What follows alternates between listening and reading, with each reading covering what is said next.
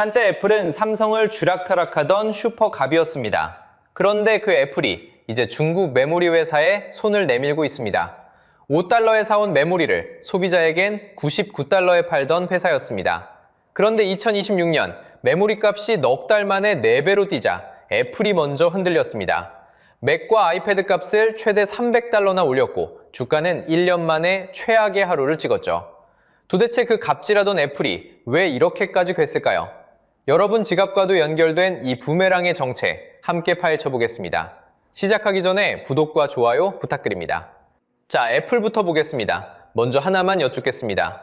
세계에서 가장 비싼 회사 어디일까요? 바로 애플입니다. 그런 애플이 지금 흔들리고 있습니다. 그것도 아주 대놓고 말이죠. 증거는 딱 3가지입니다. 하나씩 보시죠. 첫 번째, 가격 인상입니다. 2026년 6월 25일이었습니다. 애플이 맥과 아이패드 값을 한꺼번에 올렸습니다. 그것도 최대 300달러나요. 아이패드 에어 128기가는 599달러에서 749달러가 됐습니다. 무려 25% 인상입니다. 아이패드 프로도 올랐죠. 256기가 모델이 999달러에서 1199달러가 됐습니다. 맥북 에어는 200달러, 맥북 네오도 100달러가 붙었습니다. 한두 개가 아니었습니다. 라인업 전체가 줄줄이 오른 겁니다. 숫자로 보면요, 60만원짜리 기기가 하루아침에 75만원이 된 셈입니다. 여러분이 사려던 그 제품, 어제와 오늘 값이 달라진 겁니다. 그런데 이유가 뭐였을까요? 새 기능도 새 디자인도 아니었습니다. 딱 하나, 메모리 부족이었습니다. 안에 들어가는 저장 칩 값이 올라서 완제품 값을 올린 겁니다. 그런데 더 놀라운 건 시장 반응입니다. 이 발표가 나온 직후 애플 주가는 1년여 만에 최악의 하루를 찍었습니다. 값을 올렸는데 주가는 떨어졌습니다. 이상하지 않으신가요? 투자자들마저 불안해했다는 뜻입니다. 두 번째 증거, 팀 쿡의 실토입니다. 애플 CEO가 직접 입을 열었습니다. 지난 3개분기 동안 메모리 값이 4배로 뛰었다고요. 3배가 아닙니다. 4배입니다. 그러면서 이런 표현까지 썼습니다. 40년간 이런 건 처음이라고. 100년에 한 번 오는 홍수 같다고 말이죠. 이 말 흘려듣지 마시기 바랍니다. 세계 최강 기업의 수장이 고작 부품값 앞에서 두 손을 든 겁니다.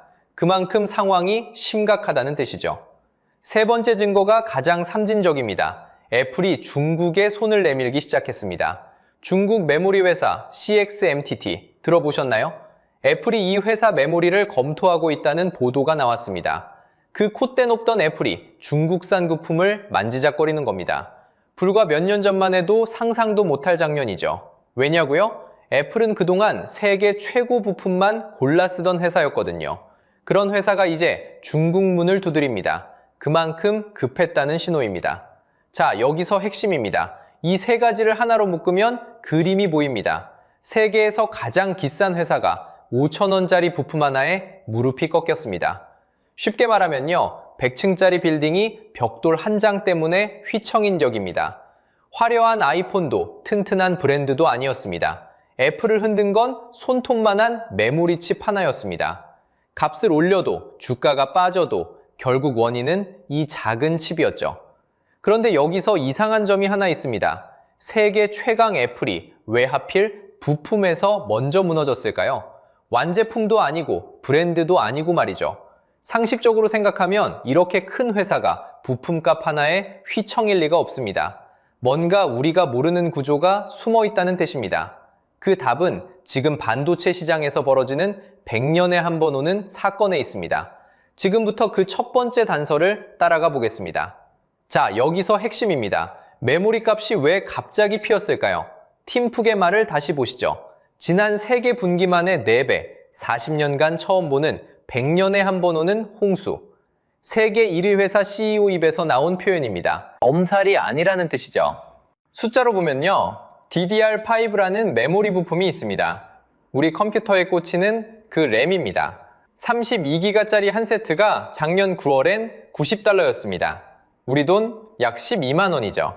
그런데 지금은 529달러입니다. 70만원을 넘습니다. 넉 달 남짓 남의 4배가 된 겁니다. 냉면 한 그릇이 갑자기 4그릇 값이 된 셈이죠. 이게 한 번 튀고 만 게 아닙니다.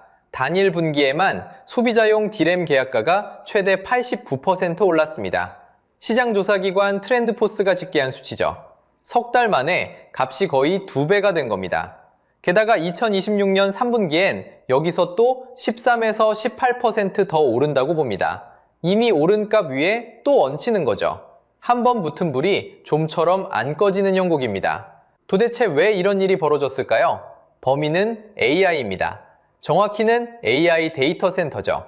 여기서 잠깐, 메모리에도 급이 있습니다. 하나는 HBM이라는 고급 메모리입니다. AI가 밥 대신 찾는 고기라고 보시면 됩니다. 또 하나는 범용 D램이죠. 여러분 폰과 노트북에 들어가는 일반 메모리입니다. 말하자면 보통 손님 몫의 밥이죠. 쉽게 말하면요, 반도체 회사라는 부패가 하나 있습니다. 접시를 찍어내는 원판은 정해져 있죠. 이 원판을 웨이퍼라고 부릅니다. 그런데 AI라는 거대한 손님이 몰려옵니다. 오더니 고기만 쓸어 담기 시작하죠. 문제는 이 고기가 손이 엄청 많이 간다는 겁니다. HBM 1기가를 만들려면 일반 D램 4기가를 찍을 원판이 통째로 들어갑니다. 넙장 몫의 밥을 고기 한 점에 쓰는 셈이죠. 같은 공장, 같은 원판을 나눴습니다. 그런데 고기 손님이 원판을 다 가져가면 어떻게 될까요? 일반 손님 밥이 동나는 겁니다. 그래서 2026년 전체 D램 원판의 약 20%가 이 HBM 하나에 잠식됐습니다. 5판 중 1판이 AI 고기로 빠진 셈이죠. 남은 밥으로 온 세상 폰과 PC를 감당하려니 값이 안 오를 수가 없습니다. 그리고 이 분기는 잠깐이 아닙니다. 업계는 이 대호황인이 2030년까지 간다고 봅니다. SK 최태원 회장도 못을 박았죠. 메모리 병목은 2030년까지 이어진다. 삼성과 SK, 마이크론, 이 세 회사가 세상 D램의 95% 넘게 쥐고 있습니다. 물건은 모자란데 만드는 곳은 세뿐이니 부르는 게 값이 된 거죠.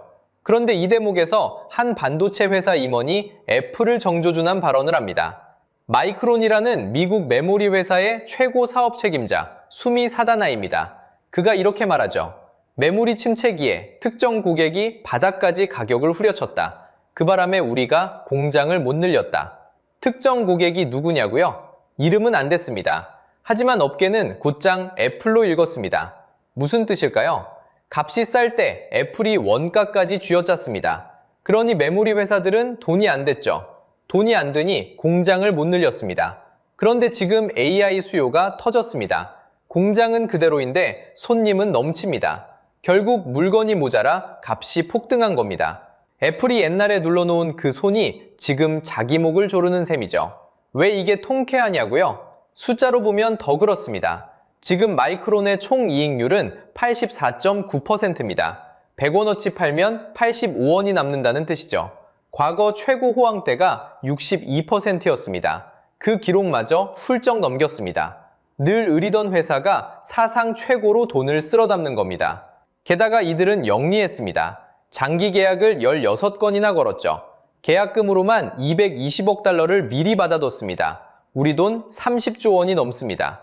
낮은 값에 다시는 못 팔도록 바닥 가격을 아예 대못으로 박아버린 겁니다. 몇 년 전만 해도 이 회사들은 애플 앞에서 고개 숙이던 을이었습니다. 값을 부르면 부르는 대로 깎이던 처지였죠. 그런데 지금은 어떻습니까?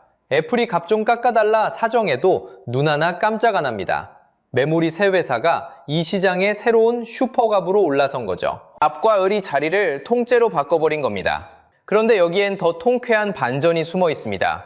지금 애플이 당하는 이 상황, 사실은 애플이 지난 20년간 남에게 해온 짓, 바로 그대로였거든요. 자, 여기서 핵심입니다. 지금 애플이 당하는 이 상황, 사실은 애플이 20년 넘게 남에게 해온 짓 그대로입니다. 그러니까 애플은 지금 자기가 뿌린 씨앗을 거두고 있는 겁니다. 먼저 애플이 어떤 회사였는지부터 보시죠. 여러분, 아이폰 하나에 들어가는 메모리 원가가 얼마인지 아십니까? 앞에서 마이크론 임원이 흘린 말이 있었죠? 애플은 5달러에 사온 메모리를 소비자에겐 99달러에 붙여 팔았습니다. 숫자로 보면요, 5,000원짜리를 99,000원에 판 겁니다. 20배 가까이 남긴 거죠? 부품 하나에서만요. 생각해보세요. 5,000원이면 편의점 도시락 하나 값입니다. 그걸 99,000원에 판다는 건 도시락 하나를 10만 원 가까이 받는다는 얘기죠. 여러분이라면 그 가게 다시 가시겠습니까? 그런데 이런 폭리가 아이폰 곳곳에 숨어 있었습니다. 여러분이 낸 100만 원 넘는 폰값, 그 상당액이 이런 마진이었던 겁니다. 여러분 지갑에서 빠져나간 돈이 고스란히 애플의 곳간으로 들어간 거죠. 그런데 애플의 진짜 무기는 따로 있었습니다. 바로 부품사를 쥐어짜는 힘이었죠. 애플은 부품 하나를 살 때마다 납품가를 끝까지 후려쳤습니다. 물량이 워낙 크니까요. 우리한테 안 팔면 어디다 팔래? 이게 애플의 태도였습니다. 그래서 애플은 반도체 업계의 슈퍼갑으로 통했습니다. 이 갑질의 대표적인 피해자가 누구였을까요? 놀랍게도 삼성이었습니다. 여러분, 초창기 아이폰의 두뇌를 누가 만들었는지 아십니까? 바로 삼성입니다. 아이폰의 심장인 AP를요. 설계도 받아 대신 찍어주는 위탁 생산, 그걸 삼성이 도맡았습니다. 아이폰 6S에 들어간 A9까지 삼성이 대부분 만들어줬죠. 한때 삼성은 애플의 최대 생산 파트너였던 겁니다. 그런데 애플이 어떻게 했을까요? 삼성 의존도가 높아지자 오히려 불안해졌습니다. 한 곳에 매달리기 싫었던 거죠.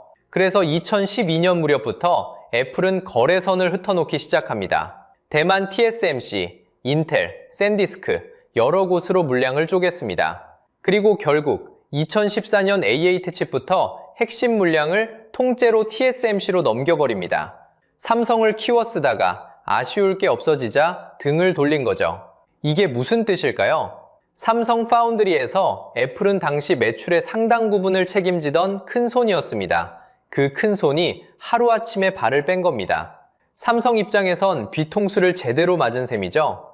애플은 늘 이런 식이었습니다. 필요할 땐 끌어안고 필요 없어지면 내치고.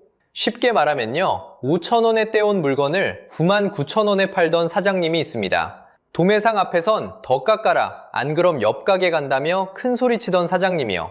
그런데 자, 여기서 완전히 뒤집힙니다. 지금 그 사장님이 어떤 처지가 됐을까요? 도매상 앞에서 고개를 숙이고 있습니다. 조금만 깎아주세요. 이러면서요. 갑이 을이 된 겁니다. 정확히 반대로요. 왜 이렇게 됐을까요? 앞에서 봤죠? 메모리 3사가 장기 계약으로 바닥 가격을 못 박아버렸습니다. 마이크론만 봐도 16건, 계약금 220억 달러로 값을 묶었죠? 이제 애플이 아무리 물량으로 협박해도 안 통합니다. 안 사면 딴 데 판다. 예전엔 애플이 하던 말이었죠? 지금은 메모리 회사가 애플한테 하는 말입니다. 여러분, 이게 바로 부메랑입니다. 던진 사람에게 정확히 되돌아오는 그 부메랑이요. 애플이 20년간 부품사에 휘두르던 그 칼이 이제 애플의 목을 겨누고 있는 겁니다. 남을 후려치던 손이 이번엔 자기가 후려쳐지고 있는 거죠. 생각해보세요. 세상에 이보다 통쾌한 인과응보가 있을까요? 갑질로 쌓아 올린 제국이 바로 그 갑질의 방식 그대로 무너지고 있습니다. 뿌린 대로 거둔다는 말, 이보다 정확한 사례가 없습니다. 애플의 이 갑질 DNA가 지금의 위기를 한치의 오차도 없이 되돌려주고 있는 겁니다. 그렇다면 애플은 이대로 당하고만 있을까요? 아닙니다. 애플도 필사적으로 탈출구를 찾고 있습니다. 그리고 그 탈출구가 바로 중국 메모리입니다. 삼성과 SK가 이렇게 나온다면 중국에서 싼 값에 메모리를 사오겠다는 거죠. 그런데 말입니다. 이 중국 카드에도 애플이 미처 못 본 함정이 숨어 있습니다. 다음 파트에서 애플의 이 중국 구걸이 왜 오히려 자기 발등을 찍는 수인지 낱낱이 파헤쳐 보겠습니다. 자, 그렇다면 애플이 찾은 탈출구를 볼 차례입니다. 바로 중국 메모리입니다. 2026년 2월 애플이 중국 CXMT와 YMTC의 메모리를 쓰겠다는 보도가 나왔습니다. 아이폰 18 시리즈와 맥에 넣겠다는 겁니다. 세계에서 가장 비싼 회사가 중국 부품에 손을 내민다. 그 자체로 이미 이상한 그림이죠. 여기서 여러분 이렇게 생각하실 겁니다. 중국산이면 훨씬 싸지 않냐? 그럼 애플이 값을 낮춰 살 수 있는 거 아니냐? 그런데 바로 이 대목이 함정입니다. 하나씩 뜯어보면 이 그림이 완전히 뒤집힙니다. 먼저 숫자로 보면요. 중국 CXMT 메모리는 선두 업체보다 겨우 5에서 10% 쌉니다. 쉽게 말하면 만원짜리가 9,000원, 잘해야 9,500원 되는 정도입니다. 여러분이 상상하던 반값, 그런 건 어디에도 없습니다. 생각보다 별로 안 싸죠. 그런데 더 중요한 게 있습니다. 겉에 붙은 가격표 말고 같은 양을 담는데 실제로 드는 진짜 원가가 있습니다. 이걸 비트당 원가라고 합니다. 이게 오히려 30% 넘게 비쌉니다. 무슨 말이냐면요. 싸 보이는 가격표 뒤에서 실제로는 만드는데 돈이 더 든다는 겁니다. 심지어 요즘 주력인 DDR5, 이 최신 메모리도 비트당 원가로 따지면 중국산이 더 비쌉니다. 결국 중국은 지금 손해를 감수하고 싸게 파는 척하고 있을 뿐입니다. 믿지고 파는 미끼 상품인 셈이죠. 그래서 뱅크 오브 아메리카는 이렇게 진단했습니다. 애플이 중국 메모리를 대량으로 쓰는 건 비현실적이다.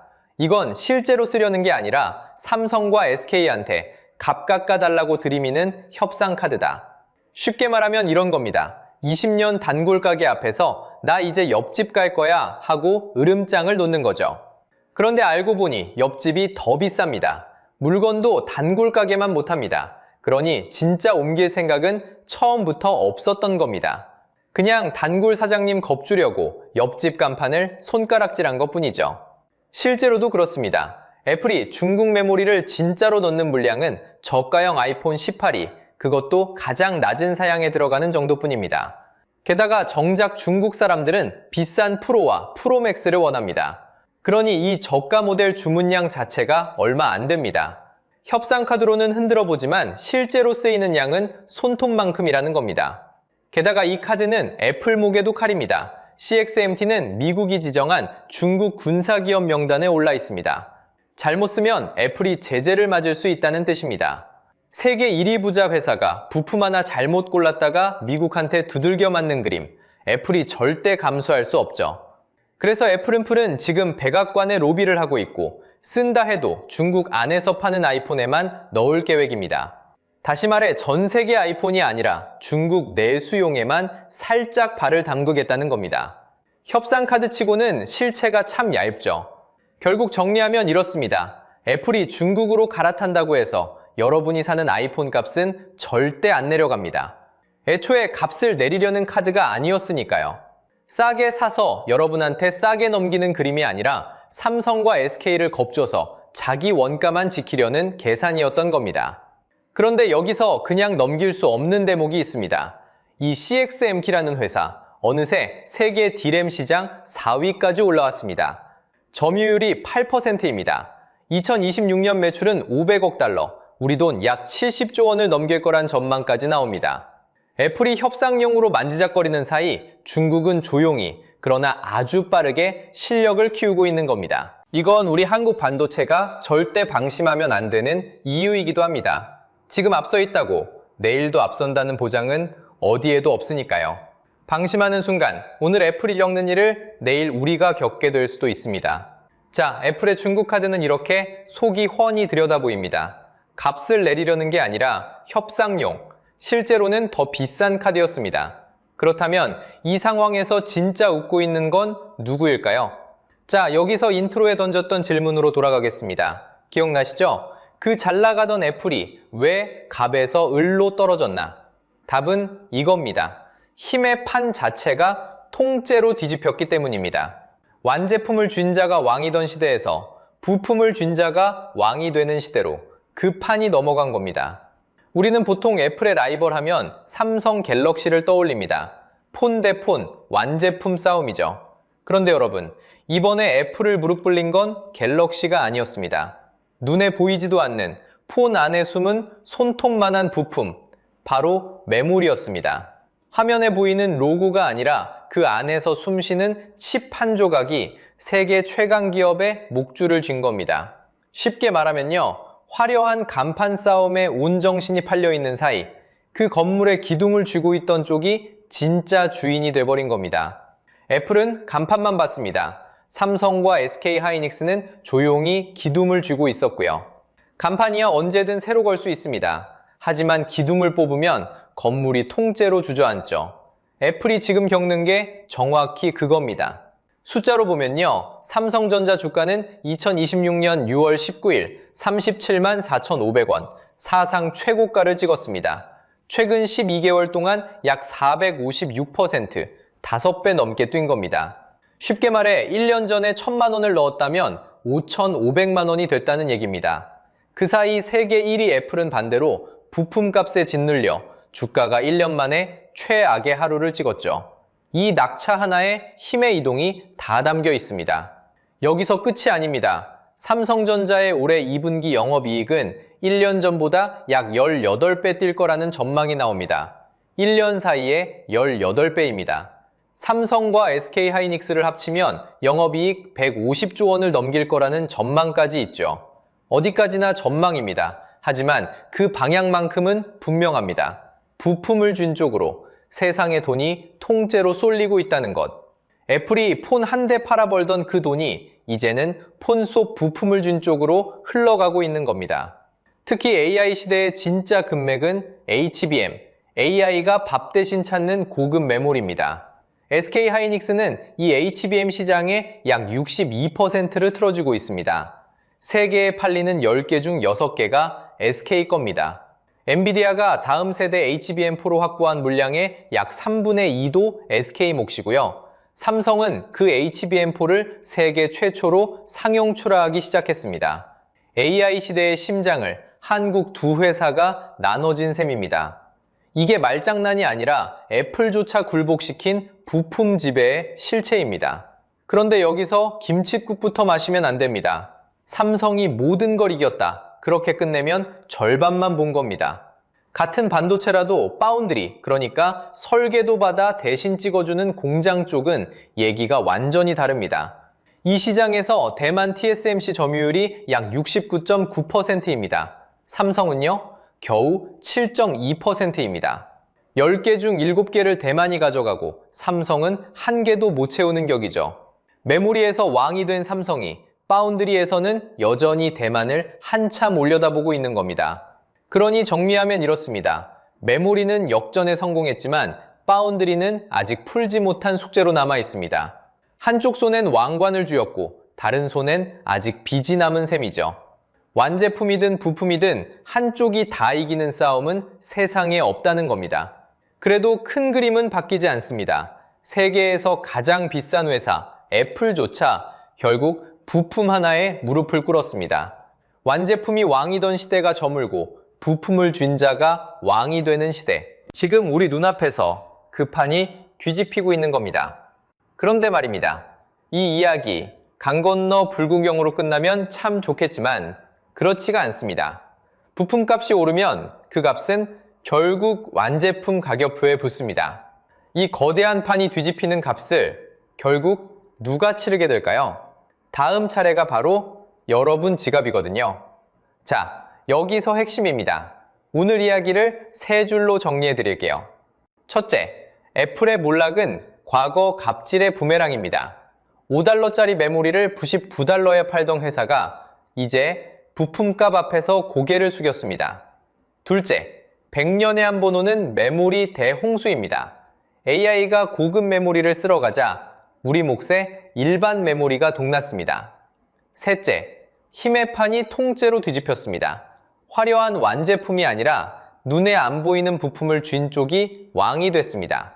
그리고 중국산이라 싸다는 착각, 이건 진짜 조심하셔야 합니다. 애플의 중국행은 실사용이 아니라 협상용 카드였죠. 중국산은 5에서 10%만 쌉니다. 오히려 비트당 원가는 30% 넘게 비싸고요. 그런데 여기서 진짜 중요한 이야기를 드리겠습니다. 이 불똥, 강 건너 불이 아닙니다. 애플이 올린 300달러는 시작일 뿐입니다. 일반 메모리 품귀는 이제 스마트폰으로 번집니다. 노트북으로 번지고 PC와 게임기 값까지 밀어올립니다. 아이폰도 예외가 아닙니다. 결국 아이폰 18부터 가격이 오른다는 전망이 나옵니다. 숫자로 보면요. DDR5 32기가 한 세트가 넉 달 만에 90달러에서 529달러로 뛰었습니다. 무려 4배입니다. 이 값이 그대로 여러분이 살 폰과 노트북 원가로 옮겨 붙습니다. 부품 하나 오른 게 아닙니다. 안에 들어가는 메모리 자체가 통째로 비싸졌습니다. 생각해보세요. AI 데이터 센터가 삼킨 그 막대한 비용을 정작 누가 대신 내고 있습니까? 바로 여러분입니다. 여러분 지갑이 그 청구서를 떠안는 구조입니다. 기업이 벌인 투자, 정산은 소비자가 하는 셈이죠. 그것도 나도 모르는 사이에 말입니다. 그래서 딱 두 가지만 기억하세요. 하나, 꼭 바꿔야 할 폰오이나 노트북이 있다면 값이 더 뛰기 전에 지금을 한번 따져보세요. 반년만 미뤄도 같은 사양을 더 비싸게 살 수 있습니다. 둘, 중국산이니까 싸겠지 라는 생각은 접어두세요. 그 착각이 오히려 당신 지갑을 노립니다. 여러분은 아직 아이폰 쓰시나요? 아니면 갈아타셨나요? 이번 애플의 가격 인상, 여러분이라면 지갑을 여시겠습니까? 댓글로 여러분의 선택을 꼭 들려주세요. 결국 대한민국은 또 조별리그에서 짐을 쌌습니다. 2026년 역대 최고의 황금 세대라던 팀이 최종 순위 34위로 무너졌습니다. 그런데 이상하지 않습니까? 이렇게 처참하게 져도 축구협회 금고에는 매년 300억이 넘는 돈이 꼬박꼬박 채워집니다. 심지어 최근 5년 동안 이 협회로 흘러들어간 국민 세금과 기금만 약 2,542억 원에 달합니다. 광역시 하나의 1년 문화예산과 맞먹는 돈입니다. 여러분이 무심코 산 복권 한 장, 매달 내는 세금의 일부가 바로 여기로 들어갑니다. 홍명보 감독이요? 상식적으로 생각해보세요. 그 사람은 이 거대한 구조의 마지막 껍데기일 뿐입니다. 감독은 계속 바뀌는데 왜 이 돈줄만은 한 번도 마르지 않았을까요? 오늘 이 본이 정확히 어디서 새어나가는지 그 숨은 구조를 여러분과 함께 한 겹씩 벗겨보겠습니다. 자, 그럼 그날의 성적표부터 제대로 펼쳐보겠습니다. 여러분도 그 경기들 다 보셨을 겁니다. A조에서 1승 2패, 조 3위로 탈락했습니다. 48개 나라 가운데 최종 34위. 이게 어떤 숫자냐면요. 조별리그 제도가 생긴 이후 우리 역대 최저 성적입니다. 종전 최저가 1998년 30위였으니 이번에 그 바닥마저 갈아치운 겁니다. 여기에 하나 더 있습니다. 월드컵 통산 9번째 조별리그 탈락, 스코틀랜드와 함께 세계에서 제일 많은 기록입니다. 대회 전반에도 분위기는 달랐습니다. 전문가들은 우리를 조 2위로 점쳤고 마지막 경기는 비기기만 해도 다음 라운드에 오르는 상황이었습니다. 그런데 그 한 걸음을 못 넘고 주저앉았습니다. 자, 그러고 나서 어떻게 됐을까요? 사람들이 책임을 물었습니다. 홍명보 감독이 자리에서 물러났습니다. 월드컵이 끝나자마자 사퇴했고 6월 30일 인천공항으로 돌아왔습니다. 감독만이 아니었습니다. 무려 13년을 협회 회장으로 앉아있던 정몽규 회장까지 물러난다고 했습니다. 감독도 나가고 회장도 나갔습니다. 겉으로 보면 다 끝난 것처럼 보이죠? 상식적으로 생각하면 이렇습니다. 회사가 이렇게 큰 실패를 하면 돈줄이 마르고 조직이 휘청여야 정상입니다.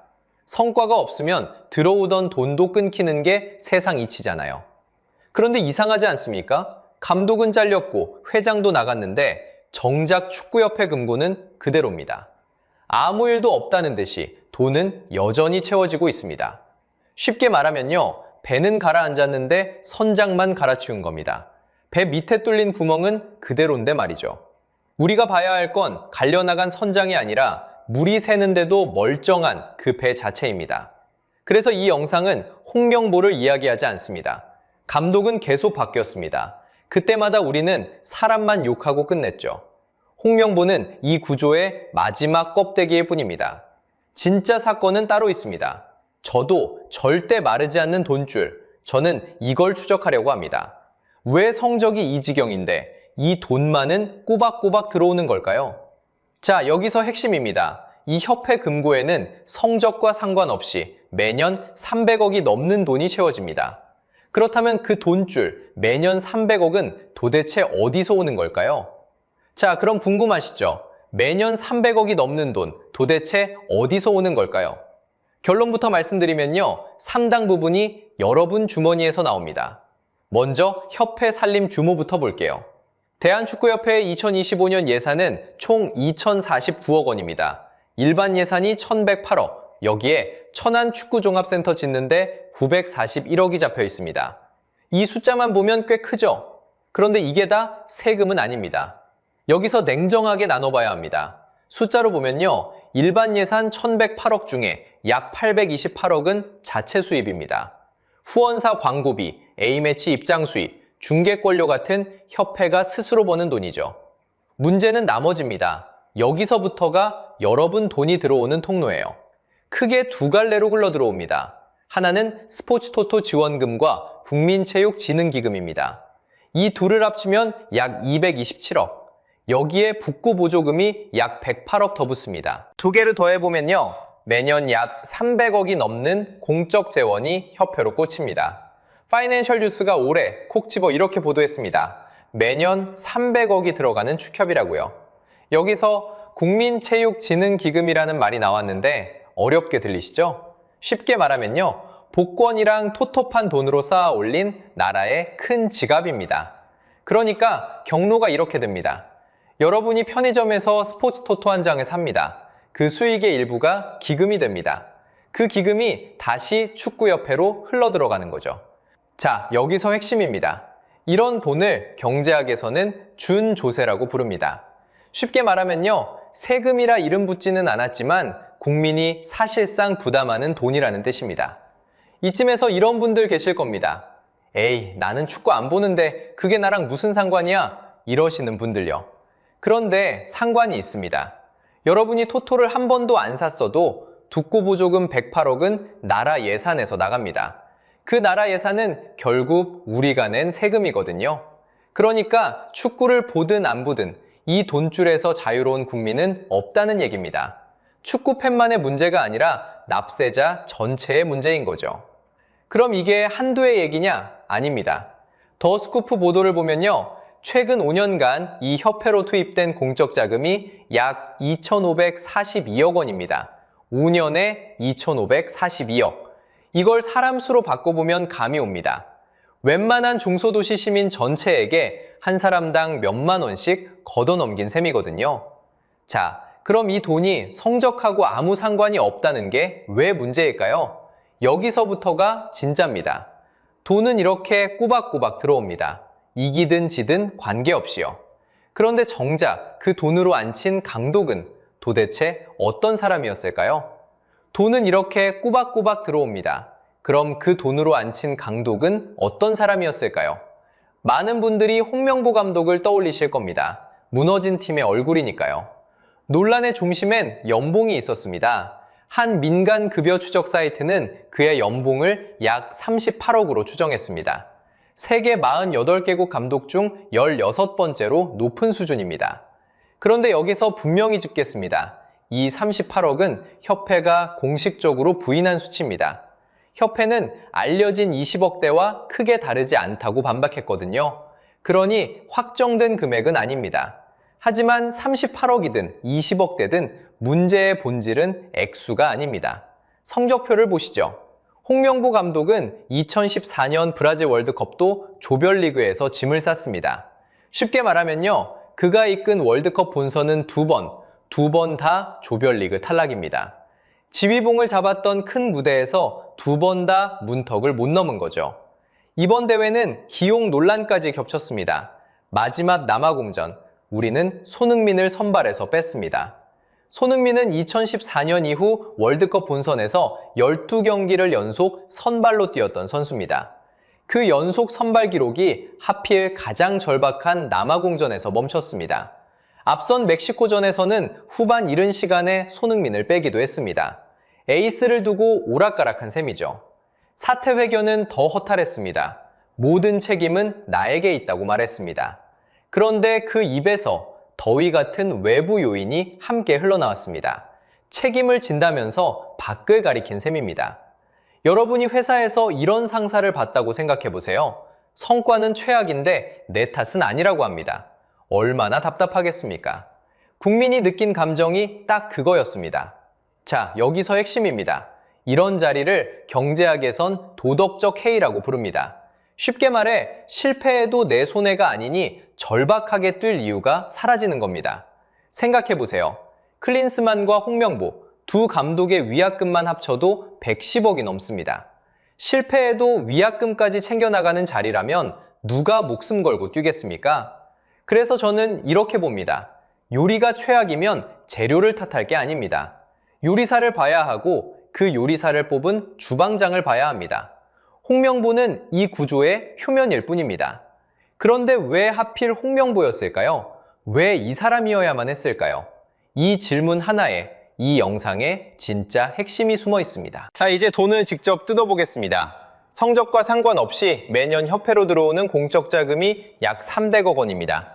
여러분, 세금과 복권, 토토에서 나온 돈이죠? 300억. 큰 돈처럼 들리시죠? 그런데 이 돈은 통장에 쌓여 있지 않습니다. 들어오는 순간부터 정해진 곳으로 빠져나갑니다. 하나씩 따라가 보겠습니다. 먼저 대회와 대표팀 운영비입니다. 소집, 이동, 훈련, 숙소, 장비. 대표팀 한 번 꾸리는 데만 상당한 돈이 들어갑니다. 여기서 큰 몫이 빠집니다. 다음은 인건비입니다. 협회 행정직원, 각급 대표팀 스태프, 조직을 굴리는 고정비죠. 이 돈은 경기 결과와 아무 상관없이 매달 나갑니다. 그리고 감독과 코치 몸값이 있습니다. 여기서 잠깐 멈춰보겠습니다. 감독 한 명 값이 생각보다 훨씬 큽니다. 자, 여기서 핵심입니다. 감독은 성적이 나쁘면 갈립니다. 문제는 갈릴 때마다 돈이 또 나간다는 거예요. 위약금입니다. 쉽게 말하면요, 계약 기간을 못 채우고 내보내면 남은 계약만큼 물어줘야 합니다. 일을 안 시켜도 돈은 나가는 거죠. 숫자로 보면요, 클린스만 감독 한 명 경질하는데 위약금이 약 70억이었습니다. 여기에 홍명보 감독까지 합치면 위약금만 최소 110억이 넘습니다. 110억. 이건 잘해서 준 돈이 아닙니다. 이기라고 뽑은 사람을 못 이겨서 내보내는데 든 돈입니다. 실패의 비용인 셈이죠. 자, 그럼 다 같이 계산해 보겠습니다. 300억이 들어왔습니다. 운영비 빼고, 인건비 빼고, 감독 몸값에 위약금까지 뺐습니다. 그런데 정말 중요한 건 여기부터입니다. 지금 뺀 이 돈들, 성적이 실패해도 하나도 안 줄어듭니다. 저도 그대로 나갑니다. 위약금은 오히려 질수록 늘어나고요. 그럼 여러분이 이 300억으로 돌려받은 건 뭘까요? 34위, 조별리그 탈락이었습니다. 결국 돈은 다 나갔는데 국민 손에 돌아온 성과는 0에 가깝습니다. 이걸 경제학에서는 매몰 비용이라고 합니다. 이미 나가버려 되돌릴 수 없는 돈이에요. 위약금 110억이 딱 그겁니다. 다시는 못 돌려받습니다. 더 답답한 건 여러분 처지입니다. 성적이 마음에 안 든다고 다른 대표팀으로 갈아탈 수가 없어요. 대한민국 국가대표는 세상에 딱 하나뿐이니까요. 이런 구조를 포로시장이라고 합니다. 다른 선택지가 없어서 마음에 안 들어도 울며 겨자 먹기로 계속 값을 치러야 하는 구조죠. 지금 여러분이 딱 그 자리에 있습니다. 게다가 이건 한두 번이 아닙니다. 2002년 히딩크 이후 임시 감독까지 합쳐 무려 18명이 대표팀을 거쳐갔습니다. 정식 감독 12명만 따져도 평균 재임이 1년 8개월입니다. 뽑고, 실패하고, 위약금 주고 내보내고, 또 뽑고. 다시 말해 실패가 곧 비용입니다. 그리고 그 비용은 언제나 국민이 떠왔습니다. 그럼 여기서 진짜 질문이 생기죠? 이렇게 돈이 새는데 왜 아무도 이 흐름을 안 끊을까요? 답은 간단합니다. 이 돈줄을 쥔 손이 따로 있기 때문입니다. 자, 여기서 핵심입니다. 감독은 계속 바뀌었는데요. 이 돈줄을 통째로 쥔 손은 13년째 그대로였습니다. 정몽규 회장 이야기입니다. 정몽규 회장은 2013년에 취임했습니다. 그리고 2026년 사퇴하기까지 무려 13년을 자리에 있었습니다. 감독은 12번 넘게 갈렸는데요. 회장은 4번 연속 당선됐습니다. 감독은 성적이 나쁘면 잘립니다. 그런데 회장은 왜 안 잘렸을까요? 상식적으로 생각하면 이상한 일이잖아요. 답은 회장을 뽑는 방식에 있습니다. 회장은 국민이 뽑지 않습니다. 선거인단이라는 사람들만 투표합니다. 2025년 2월 선거를 볼까요? 선거인단은 딱 192명이었습니다. 수천만 축구팬 중에 오직 192명. 이 좁은 방 안에서만 회장이 결정됩니다. 그중 183명이 투표했고요. 정몽규 회장은 156표를 가져갔습니다. 숫자로 보면요. 유효표 182표 가운데 156표, 득표율 85.2%입니다. 경쟁자였던 허정무 후보는 15표, 신문선 후보는 11표에 그쳤습니다. 사실상 경쟁이 없었던 셈이죠. 이걸 경제학에서는 진입장벽이라고 부릅니다. 쉽게 말하면요. 좁은 문을 세워서 바깥 사람이 못 들어오게 막는 겁니다. 선거인단이라는 문이 딱 그렇습니다. 밖에서 아무리 국민이 분노해도요. 그 분노가 192명짜리 투표함에는 닿지 못합니다. 견제할 세력이 없으니 돈줄과 인사권이 한 손에 오래 머무는 거죠. 그럼 이 손이 홍명보 감독을 어떻게 앉혔을까요? 여기서 절차가 문제가 됩니다. 감독을 추천하는 전력강화위원회가 있었는데요. 표결 결과가 이상했습니다. 홍명보와 외국인 후보 박은허가 각각 7표로 동률이었습니다. 그런데 협회는 홍명보를 단독 최다 추천인 것처럼 발표했습니다. 동점을 혼자 1등으로 바꿔버린 겁니다. 더 이상한 건 면접입니다. 외국인 후보들은 정식 면접을 봤는데요. 유독 홍명보만 면접이 면제됐습니다. 게다가 추천권도 없는 이임생 이사가 직접 부탁해서 선임했습니다. 그래서 문화체육관광부가 특정 감사에 들어갔습니다. 결과가 어땠을까요? 감독 선임과 보조금 집행 등에서 위법하거나 부당한 사항이 무려 27건 적발됐습니다. 문체부는 정몽규 회장을 포함한 책임자들에게 자격정지 이상의 중징계를 요구했습니다. 안에서도 폭로가 나왔습니다. 박주호 전 위원은 외국 감독에겐 무조건 흠을 잡았다고 증언했습니다. 물론 협회도 가만히 있진 않았습니다. 문체부 조치가 부당하다며 소송을 냈거든요. 2026년 4월 서울행정법원은 문체부 손을 들어줬습니다. 조치가 적법하다는 1심 판단이었습니다. 그런데 여기서 분명히 짚겠습니다. 이건 1심일 뿐입니다. 협회가 곧바로 항소했기 때문에요. 아직 최종 확정된 판결이 아닙니다. 지금도 재판은 진행 중입니다. 여기에 형사사건도 붙어 있습니다. 감독 선임을 둘러싼 고소고발이 8건, 서울경찰청이 직접 수사하고 있습니다. 결론은 나오지 않았지만 그만큼 의혹이 무겁다는 뜻이죠. 자, 정리하면요. 감독은 껍데기고 회장은 결과일 뿐입니다. 진짜 문제는 따로 있습니다. 이 구조를 유지시키는 돈이 성적과 상관없이 계속 들어온다는 거죠. 그렇다면 궁금해집니다. 똑같이 돈을 쓰는데요. 옆나라 일본은 왜 우리와 정반대의 길을 갔을까요?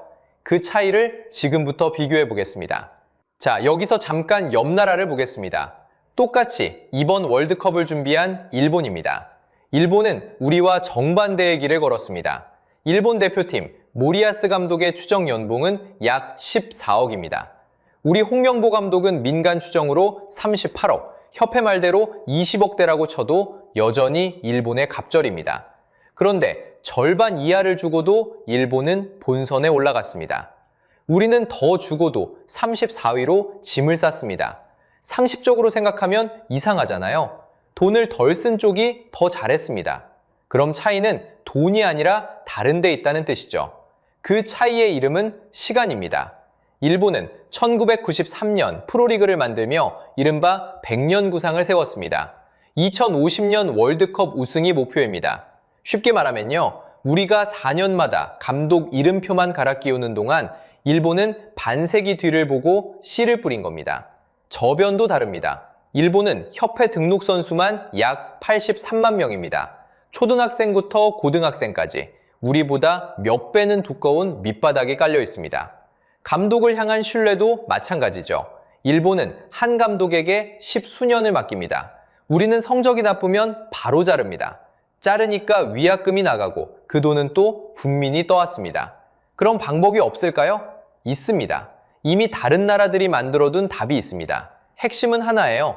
돈줄과 감시를 협회 손에서 떼어내는 겁니다. 먼저 영국입니다. 영국에는 스포츠 거버넌스 코드라는 규칙이 있습니다. 어렵게 들리지만 쉽습니다. 협회 이사회의 최소 4분의 1을 외부 독립인사로 채우라는 거죠. 회장 마음대로 못하게 바깥 사람을 앉히는 겁니다. 임기도 최대 9년으로 못 박았습니다. 우리 정몽규 회장이 13년을 앉아있던 것과는 완전히 다릅니다. 자, 여기서 핵심입니다. 이 규칙을 어기면 나라 돈을 끊어버립니다. 실제로 영국 탁구협회는 이 규칙을 어겨서 지원금 약 150억이 통째로 동결됐습니다. 돈줄을 끊으니 협회가 규칙을 지킬 수밖에 없습니다. 우리한테 딱 필요한 장치죠. 성적과 무관하게 나가던 그 300억에 조건을 다는 겁니다. 호주는 한 발 더 나갔습니다. 2020년에 아예 독립감시기구를 세워 조사하고 징계하는 권한을 협회 손에서 완전히 떼어냈습니다. 선수가 심판을 겸하던 구조를 끝낸 거죠. 그리고 반가운 소식이 있습니다. 이재명 대통령이 지난 6월 28일 체육단체장을 직선제로 뽑으라고 지시했습니다. 100명 남짓한 선거인단이 쥐고 있던 그 좁은 문을 국민에게 열자는 겁니다. 자, 이제 정리하겠습니다. 감독은 표면이고 회장도 결과일 뿐입니다. 진짜 문제는 저도 마르지 않는 이 돈줄이었습니다. 그리고 이건 처음이 아닙니다. 2002년 4강 신화 뒤에 2014년에 또 무너졌고 2026년 지금 또 무너졌습니다. 공교롭게도 딱 12년 주기입니다. 구조를 안 바꾸면 답은 정해져 있습니다. 4년 뒤 이름만 다른 또 하나의 홍명보가 등장합니다. 또 지고 또 위약금이 나가고 그래도 300억은 채워집니다. 그래서 해법은 3가지로 좁혀집니다. 첫째, 나라 돈을 조건 없이 주지 말고 영국처럼 규칙을 어기면 끊어야 합니다. 둘째, 감시기구를 협회 바깥에 두는 겁니다. 셋째, 회장을 국민이 뽑는 직선제로 바꾸는 거죠. 자, 그래서 여러분께 묻고 싶습니다. 성적이 어떻든 매년 꼬박꼬박 나가는 이 300억, 여러분은 끊어야 한다고 보십니까? 아니면 그래도 지원은 이어가야 한다고 보십니까? 생각을 댓글로 꼭 남겨주세요. 그리고 오늘 본 이 300억은 사실 더 큰 지도의 한 조각일 뿐입니다. 스포츠토토와 국민체육진흥기금이라는 거대한 돈이 어디서 만들어져 어디로 흘러가는지 그 전체 지도를 다음 영상에서 펼쳐보겠습니다. 기억하십니까? 우리는 이 이야기를 한마디로 시작했습니다. 저도 돈은 들어온다. 여기까지 보신 여러분은 이제 그 한마디가 무슨 뜻인지 정확히 아실 겁니다. 오늘 영상이 유익하고 재밌으셨다면 구독과 좋아요 부탁드리겠습니다. 영상 제작에 큰 힘이 됩니다. 다음 영상에서 뵙겠습니다.